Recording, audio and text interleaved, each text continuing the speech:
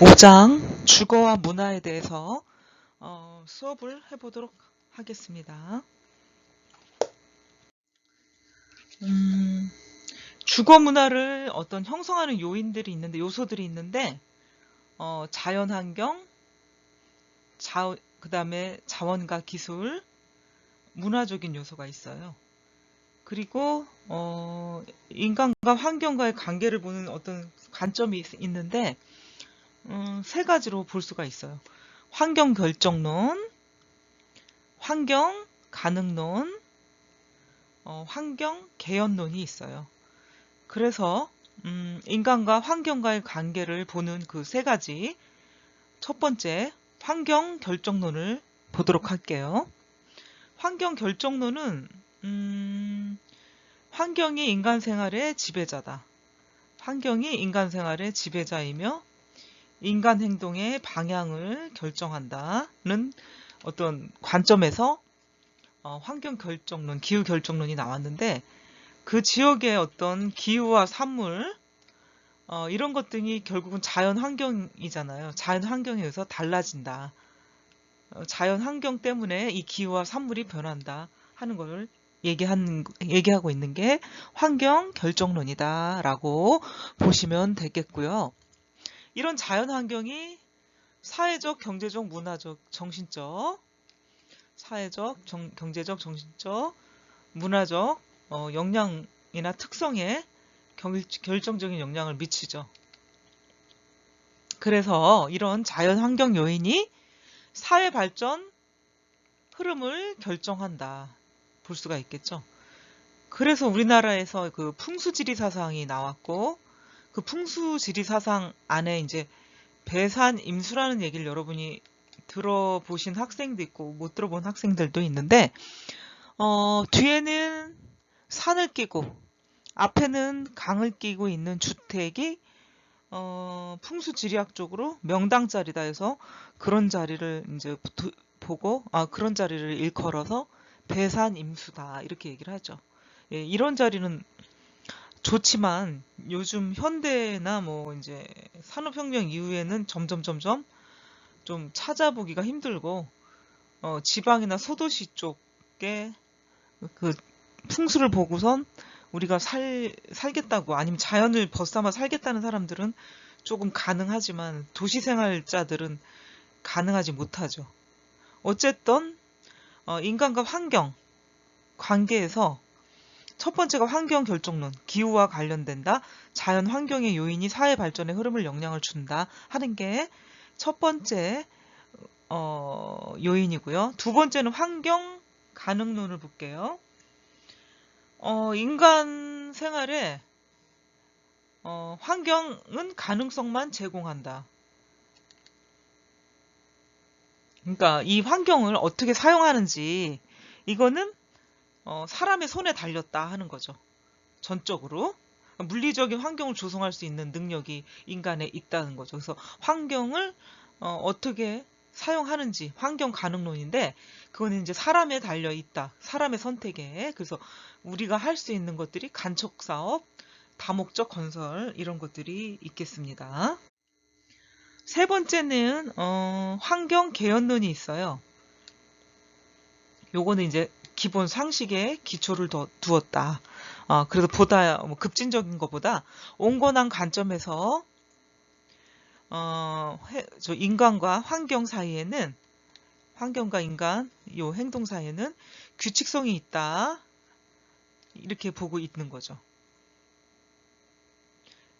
그래서 이 환경이 우리 생활이나 행동을 지배하지는 않지만 행동을 위한 기회나 어떤 대안의 잠재적 가능성으로 존재하고 대안의 잠재적 가능성으로 존재한다고 보고 이를 확률적으로 보는 관점이 있다. 이게 이제 환경 개연론이다. 환경에 어떤 개입이 되는 게 무엇이 있냐 할 때 얘기할 수 있는 것들이 이런 것들이죠. 규칙성이 있는 관계가 있다고 가정을 하고 직접적으로 우리 생활이나 행동을 지배하지는 않지만 이런 행동을 위한 기회나 대안의 잠재적 가능성은 있다. 그래서 확률적으로 이제 본다는 관점이 환경 개연론이 되겠습니다. 라이포트의 어떤 주장을 보면 기후 결정론적인 사고를 지적한다. 기후 조건이 비슷하지만 주거 형태는 여러 가지로 나타난다고 이제 얘기를 했고요.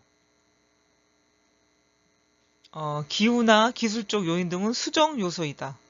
그 한 문화의 독특한 성격, 그러니까 문화를 더 강조했죠. 풍습, 사회적 금기, 가치관 등이 주택, 마을의 형태에 직접적인 영향을 준다라고 이제 라이포트는 얘기를 했죠. 그래서 오히려 요런 거 어떤 문화의 성격 때문에 어떤 주거 형태가 불가능한가를 먼저 결정하게 돼요. 이런 범주 안에 속하지 않으면 불가능한 주거가 아닌 경우엔 가능하다 하는 거를 오히려 제시할 수 있는 게 이제 라이포트가 주장한 얘기들이죠. 그래서 결국은 문화의 성격이 더 중요하다. 그런 얘기도 될 수가 있겠습니다. 네 번째, 생활 양식을 볼게요. 주거에 영향을 미치는 직접적인 요소다. 그래서 문화, 민족 정신, 세계관, 국민성을 들 수가 있겠습니다. 알트만은 주거가 단독적인 요인이 아니고 기후, 자연자원, 사회적 배역, 그 다음에 종교 등 복합적인 작용의 결과다. 이렇게 얘기를 합니다. 예, 맞는 얘기죠. 사실은 한 가지 요소만 가지고 어떤 주거 형태가 나타날 수가 없는 거죠. 뭐 기후의 영향, 아니면 문화적인 영향, 아니면 사회적인 영향들이 많은데 이런 것들이 복합적으로 반영이 돼서 주거의 형태가 만들어진다라고 알트만이 얘기를 했습니다. 우선 우리가 보고 넘어갈 게 있는데 요즘 많이 이렇게 짓죠.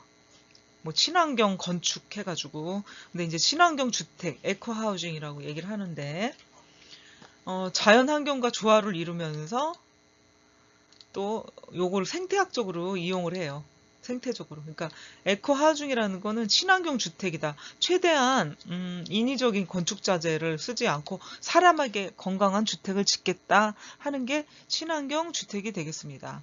일본은 환경 공생 주택이라고 얘기하고 우리는 환경 보존형 주택, 환경 주택, 생태 건축 뭐 이렇게 불려지기도 합니다. 독일은 생물 건축, 대안 건축, 녹색 건축, 기후 순응형 건축, 생태 건축 이렇게 얘기를 합니다. 그래서 여기서 우리가 나온 것 중에 이제 생태 건축이 뭔가 한번 보자 하면 우리 에코 하우징하고 좀 비슷한 전체적인 이제 제목이긴 한데 그 기본적인 맥락하고 비슷하다고 볼 수가 있겠죠. 자연 환경과 조화를 해. 그러니까 최대한 자연을 훼손하지 않고 자원과 에너지를 이용할 수 있는 거. 그리고 업무가 가능한 건축. 중요한 거. 그죠? 그래서 퍼크러시. 네. 그러니까 생태 건축이라는 거는 자연을 최대한 이용하면서 조화롭게 자연과 에너지를 활용을 하고 업무도 가능한 건축이다 라고 볼 수가 있겠습니다. 또한 건축물에서 에너지와 자원의 흐름이 토양, 물, 태양, 공기 순환과 연결되는 자연의 순환 체계를 유지시키는 건축 방법이 이제 에코 하우징이 되겠습니다. 그래서 여러분들이 요 근래에 어떤 주택을 지으려고 하는지 사람들의 관심사가 무엇인지를 먼저 좀 둘러보고 가도록 한 내용이 에코 하우징이라고 볼 수 있겠습니다. 그 에코 하우징은 언제부터 등장을 했나 한번 살펴보도록 하겠습니다. 결국 근대사는 획기적인 사건이 있는데 그것이 이제 산업혁명이 될 수가 있겠죠. 그래서 산업혁명을 계기로 과다한 에너지 소비가 불러일으켜서 지구온난화가 생기게 됐죠. 오늘날에도. 그래서 지구 생태계에 과부하를 초래하게 되고, 그래서 이제 등장한 것들이 에코 하우징이죠. 그래서 민속주택, 흙과 돌, 나무, 햇볕, 집, 이렇게 이런 재료로 다듬어서 공동체 힘을 모아가지고 친환경, 친인간적인 집을 짓기 시작했다.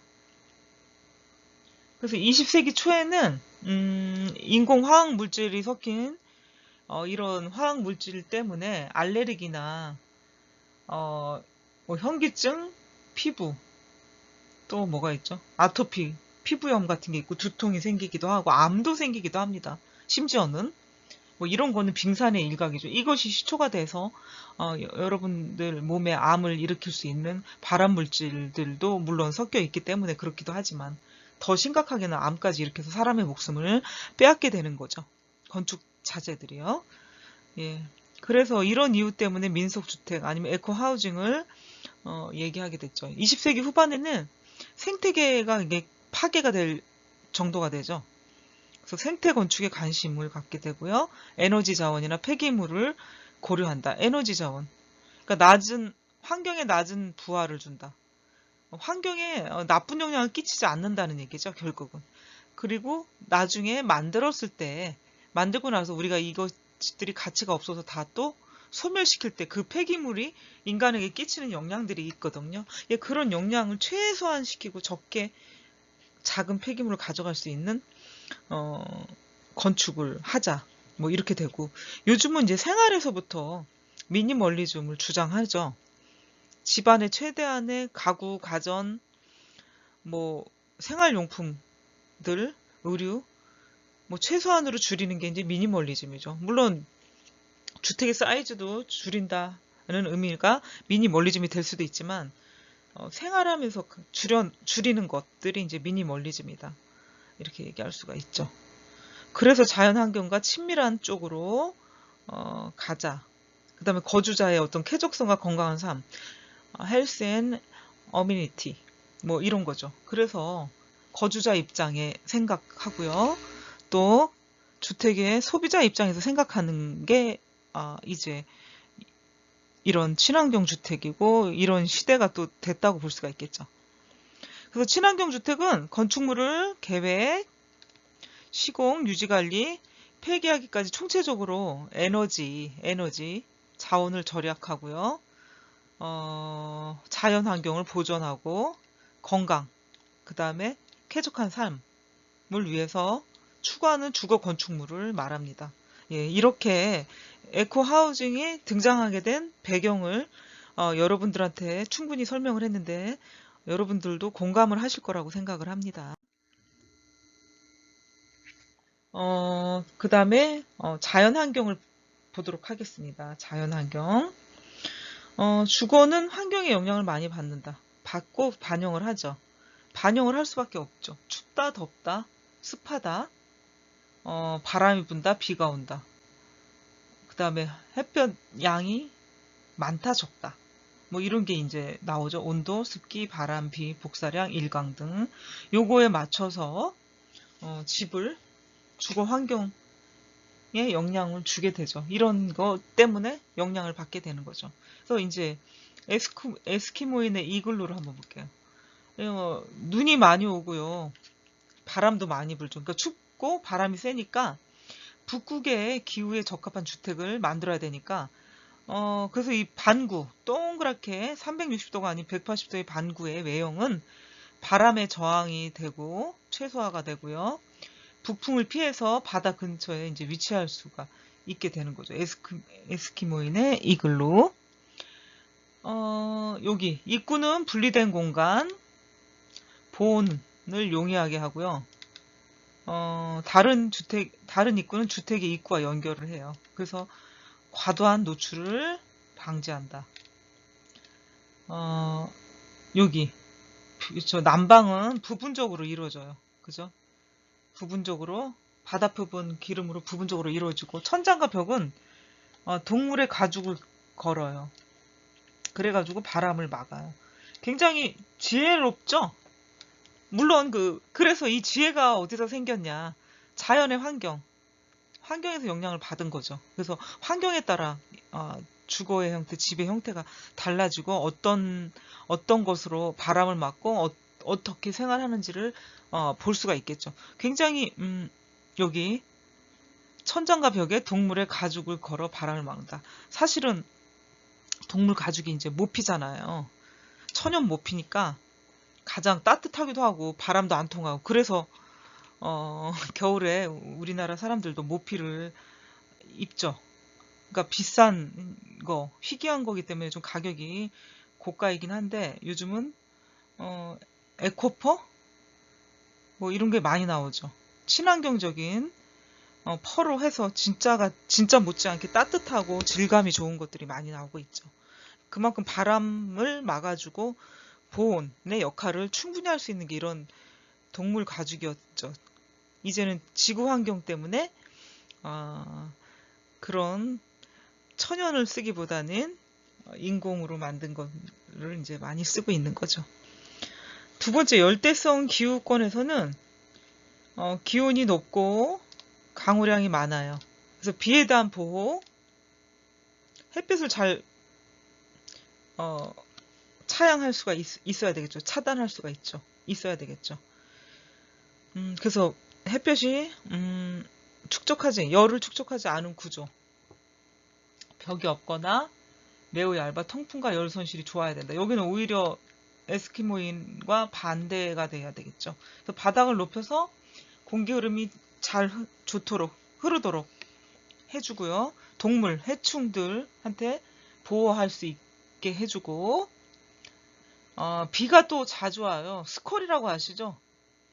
해가 떠 있는데도 갑자기 소나기가 내리는 건 이제 스콜 현상이라고 하는데 동남아시아 쪽에 많이 있죠. 열대성 기후에서 스콜 현상이 많이 나는데 그래서 지붕은 비를 피하기 위해서 경사를 줘요. 비가 잘 물이 빠지게끔 해서 경사를 주고 가파르게 하고 높은 실내 온도를 밖으로 배출해주게 하는 그런 구조를 가지고 집을 짓게 되죠. 열대성 기후권은 이렇게 집을 짓게 됩니다.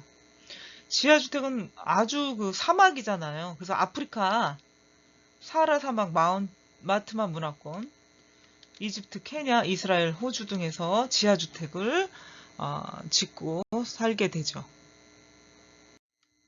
그래서 아까 에스키모인의 이글루 이렇게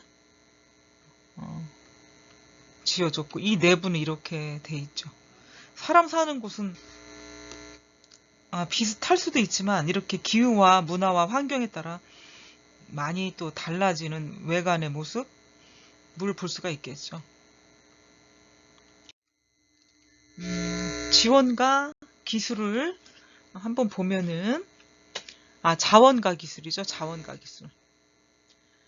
복잡한 디자인 유무나 건물 구조, 시설 설비 등은 어떤 특정한 문화권에 있는 나라에서 기술 발달 단계를 말해준다 이렇게 얘기를 하죠. 그래서 석재가 풍부한 지역은 석재 건물이 많고요. 북극은 어때요? 눈과 얼음이 많으니까 이글루. 피그미족은 나무하고 나뭇잎이 많으니까 이걸 이용해서 자연동굴 같이 이제 만들게 되는 거죠. 그래서 자연을 이용한 것들, 그 지역에 많이 나는 것들을 가지고 주택을 짓고 활용하게 되는 거죠.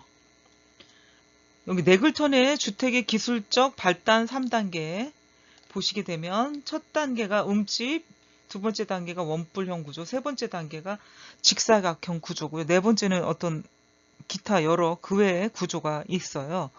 그래서 움집, 원뿔형 구조, 직사각형 주택을 한번 보도록 할게요. 네글턴 주택의 기술적 발달이요. 그래서 움집은 동굴 형태 지붕이다. 아니 둥근 형태의 지붕이다. 이렇게 알고 있으면 되겠죠. 그래서 태양, 달, 과일, 꽃 등의 형태가 보편적이다. 움집. 아까 봤죠? 이그루도 움집이라고 볼 수가 있고. 두 번째, 원뿔형 구조는 내부 공간에서 쓰거나 앉아서 생활하는 거.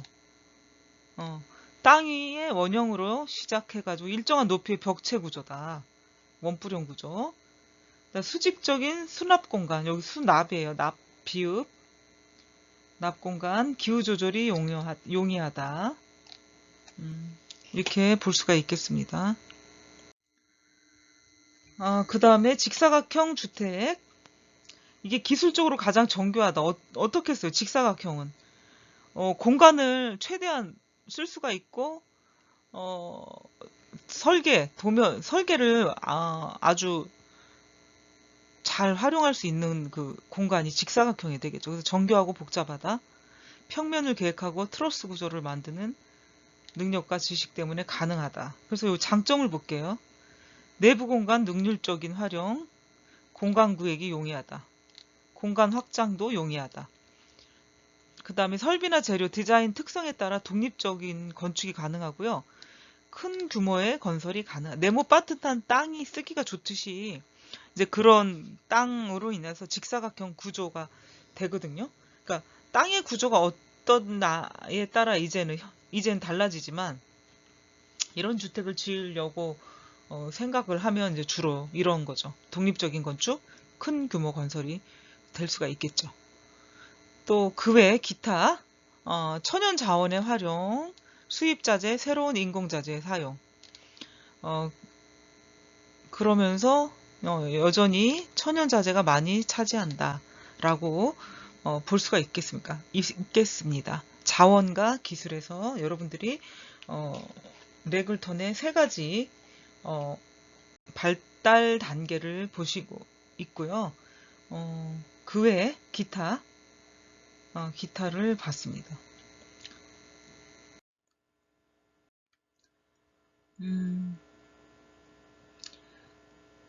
그 중에 이제 주거는 지구, 우주의 심리적 중심이다. 주거는 지구, 우주의 심리적인 중심이다. 중앙은 중요하고 멀어질수록 중요성이 약하다. 이렇게 봤던 거죠. 그래서 이집트인은 자신의 국토를 우수한 지역으로 생각했다. 그 다음에 유럽인들도 세계지도 작성할 때 예루살렘을 중심으로 생각을 했다 하는 우주 심리적 중심. 그렇지만 현대인들은 생활이 복잡해지면서 어떤 다양한 면들에 따라서 분산된 중심지를 갖는 경향이 있습니다. 예, 그래서 이제 문화적 요소 중에 세계관들을 봤고요. 두 번째 이제 종교관을 보겠습니다. 종교적 의미는 주거 내에서 공간 구성에 영향을 미치며 세계적으로 보편적이진 않으나 그 많은 문화권 내에서 다양한 형태로 나타납니다. 종교라는 게. 유대인은 천주교, 여기 그래서 주택을 장식하거나 주거 공간에서 종교적인 의식을 가져요. 몽고족은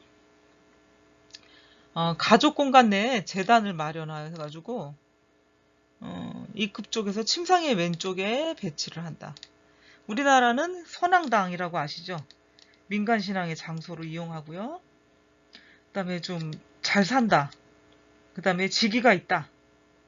그럼 조상의 위패를 모시는 사당이 존재하고 있었어요. 그래서 뭐 영의정, 자의정, 뭐 어떤 높은 직급이나 계급을 가졌던 조선시대 아니면 그 이전 시대를 보면 집안에 사당을 모시고 있었죠.